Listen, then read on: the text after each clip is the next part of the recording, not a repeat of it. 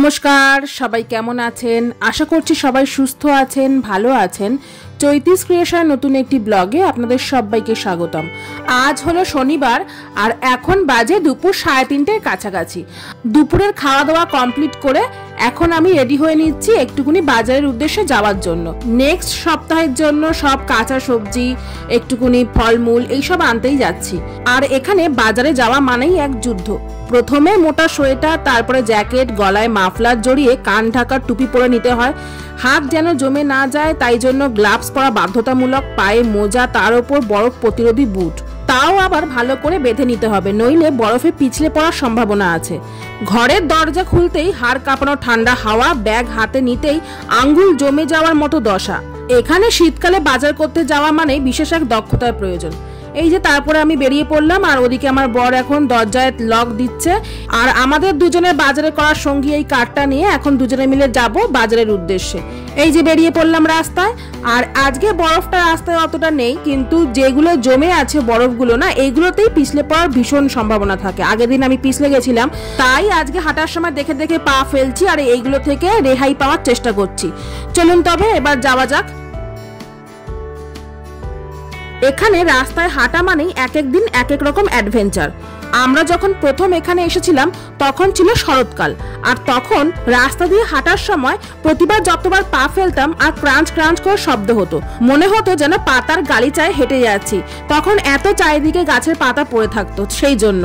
আর এখন শীতকালে আরেক বিপদ, সোজা হাঁটতে গেলেই বরফের ওপর স্লিপ অ্যান্ড স্লাইড, ব্যালেন্স হারালেই একদম ফিগার স্কেটিং স্টাইলে পড়ে যাওয়া।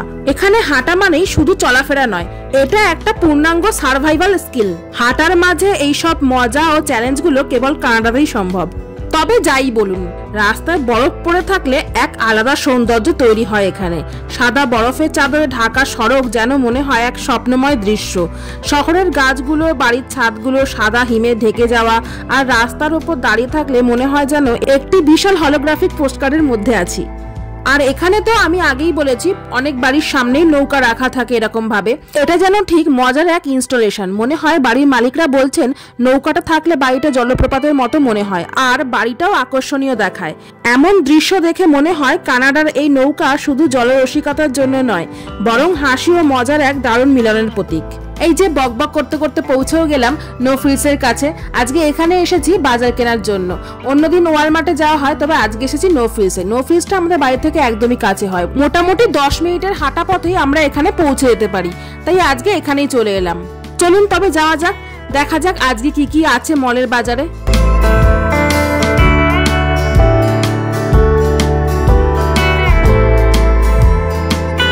এই যে এখন ঢুকে পড়লাম এখানকার কার্ডটা নিয়ে মলের মধ্যে। আগেই আমরা সবজি বাজারের দিকে চলে যাচ্ছি, কারণ আগে সবজি বাজারটা নিতে হবে, তারপর বাদ বাকিগুলো নেব। আমাদের দেশে বাজার মানেই এক যুদ্ধক্ষেত্র। দরদাম, হাঁকডাক, ঠেলাঠেলি, এক একটা সবজি কেনা যেন যুদ্ধ জেতার মতো ব্যাপার ছিল। কিন্তু এখানে তো বাজার বলতে এই মাল্টিন্যাশনাল সুপারমার্কেট গুলোই আছে। এখানে ধীরে সুস্থে কাঠ ঠেলো, শপিং করো, বিল দাও, ব্যাগে ভরো আর গাড়িতে নিয়ে চলে যাও। শুনতে ভালো লাগলেও বাঙালির জন্য এই সহজ ব্যাপারেও বিপদ লুকিয়ে আছে। প্রথম বিপদই হলো কি কিনছি আর সেটা আদৌ খাওয়ার যোগ্য কিনা।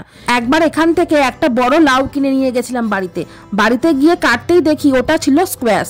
আমাদের দেশের লাউয়ের মতোই দেখতে, কিন্তু রান্না করার পর কেমন যেন একটা অদ্ভুত খেতে ছিল। আর এখানে প্রত্যেকটা সবজির পাশে এরকম একটা প্লাস্টিকের রোল রাখা থাকে, যাতে প্লাস্টিকগুলোতে সবজি ভরে নিয়ে যেতে সুবিধা হয়।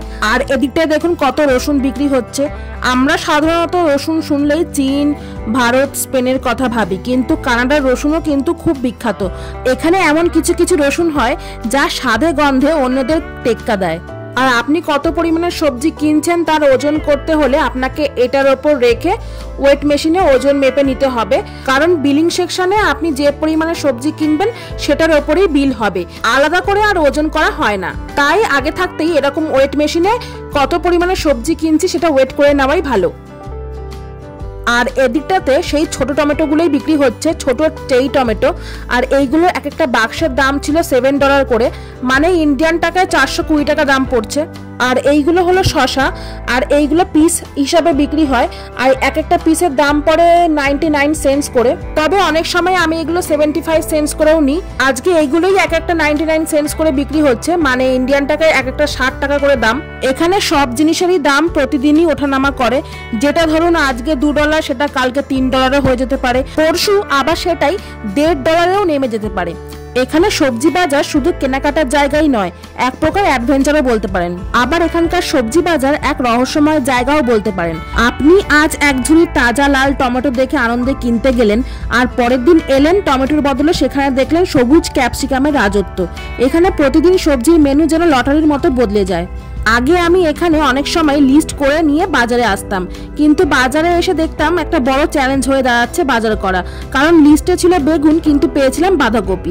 আবার ধরুন প্ল্যান ছিল বাড়িতে গিয়ে আলু ভাজা করব, তাই আলু কিনবো, তো আলুর বদলে দেখা মিলল হচ্ছে ফুলকপি, তাই অগত্যা ফুলকপি নিয়ে যেতে হলো বাড়িতে, তাই সেই ফুলকপি ভাজাই খেতে হলো। তাই এখানে এখন প্রত্যেকবারই বাজার করতে ঢুকলে মনে হয় আজ কি পেতে যাচ্ছি, আর সেই উত্তেজনাই বাজারটাকে আরো মজাদার করে তোলে। এখানে ক্যাপসিকামের সেকশনটা আসলেই মনে হয় যেন কোনো রঙিন কার্নিভালে এসেছি। লাল, হলুদ, সবুজ, কমলা, এমনকি কখনো কখনো বেগুনি রঙেরও ক্যাপসিকাম দেখা যায়। অনেক সময় এগুলো পিস হিসেবেও বিক্রি হয়, আবার অনেক সময় বাঞ্চ করেও প্যাকেটে বিক্রি হয়। আবার এদিকটায় গাজর, ঢেঁড়স, বেগুন এগুলোও বিক্রি হচ্ছিল। তবে এখানকার সবজি বাজার শুধু আলু, বেগুন, টমেটোতে সীমাবদ্ধ নয়। এখানে এমন সব সবজি পাওয়া যায় যেগুলোর নাম হয়তো আমরা জানি না, যেমন এই সবজিটার নাম আমি জানি না। প্রতিবারই বাজার করতে এসে এই সব সবজি চোখে পড়ে, কিন্তু খেতে কেমন হয় সেটা জানি না বলে আর কেনা হয় না। চলুন এবার ধনেপাতা এদিকটায় আসা যাক। এক আটি ধনেপাতাও নিয়ে নিই, বাড়িতে ধনেপাতা শেষ হয়ে গেছে। এই এক আটি ধনেপাতার দাম পড়ছে $2, মানে 120 টাকা। যেখানে আমাদের দেশে এটা 10 টাকাতেই পাওয়া যায় এক আটি, কিন্তু এখানে কিছু করার নেই, যেখানে যেমন রীতি সেখানে সেইভাবেই চলতে হয়। তবে ইচ্ছা আছে জানেন তো, এবারে গরমকাল আসলে এখানে বাড়ির সামনেটায় মাটিতে একটা ধনেপাতার গাছ পুঁতে দেব, কিন্তু শীতের কামড় লাগলেই আবার তো সব গাছকে বিদায় দিতে হবে, এটাই যা দুঃখের বিষয়। আর এদিকটায় দেখুন অ্যাকোরিয়ামে কি সুন্দর মাছগুলো খেলা করছে। এদিকটায় ফ্রেশ ফিশ পাওয়া যাচ্ছে জানেন তো, এইভাবে ফ্রেশ ফিশ এরা এখানে বিক্রি করে। এখানে তো আবার সব ওজনেই বিক্রি হয়। এখানে জ্যান্ত মাছের দাম পড়ছে পার এলবি $11 করে, মানে 1 পাউন্ডের দাম 674 টাকা। জ্যান্ত মাছ বলে এইগুলোর দাম একটু বেশি। তবে এখানে এমনি প্যাকেট করেও মাছ বিক্রি হয় ফ্রোজেন, তবে সেইগুলোতে না খুব আষ্টে গন্ধ থাকে, একটু বাসিও হয়, পুরনো হয়। তাই মাছ কিনতে হলে এরকম জ্যান্ত মাছ দেখেই এখানে কেনা ভালো।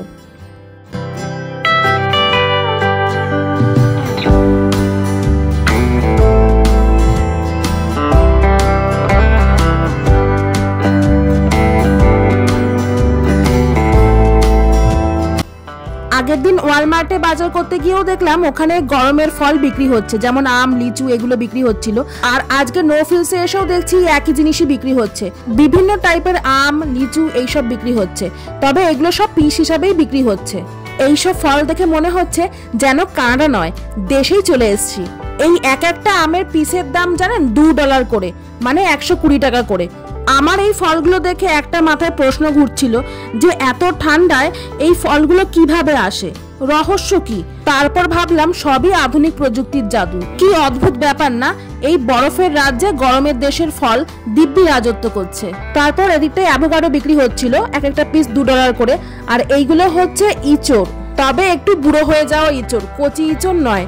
এখানকার মলগুলো যেন উষ্ণতার পশা সাজিয়ে রেখেছে। শীতের মধ্যে কাঁচা আম, সুস্বাদু পেয়ারা, রসালো আনারস সবই পাওয়া যায় এখানে। আর এদিকটায় ছোট ছোট শসাও বিক্রি হচ্ছিল বাঞ্চ করে, এক একটায় ওই 6টা করে ছিল। তবে আমি যেহেতু একটা বড় শসা আগেই কিনে নিয়েছিলাম, তাই এটা আর কিনলাম না। আর এইগুলো 6টা শসার দাম ছিল $3 করে, মানে এই 6টা শসার দাম 180 টাকা। তারপর আমি দুটো ধোসার পাউডার নেব বলে এদিকটায় চলে এসেছিলাম, দুটো ধোসার পাউডার নিয়ে নিই। আর এই যে দেখুন এখানে ইডলি, ধোকলা এইগুলো সব রেডিমেড গুঁড়ো এখানে পাওয়া যাচ্ছিল প্যাকেট করে। এইগুলো নিয়ে বাড়িতে গিয়ে বানিয়ে নিলেই তৈরি হয়ে যাবে সুস্বাদু ইডলি, ধোকলা। আর এইগুলো কিভাবে বানাতে হয় তার রেসিপিও এই প্যাকেটগুলোর পেছনেই লেখা থাকে। আমিও আগে ধোসা বানাতে পারতাম না, এই প্যাকেটগুলোর পেছনে লেখা দেখেই পড়ে পড়ে শিখেছি।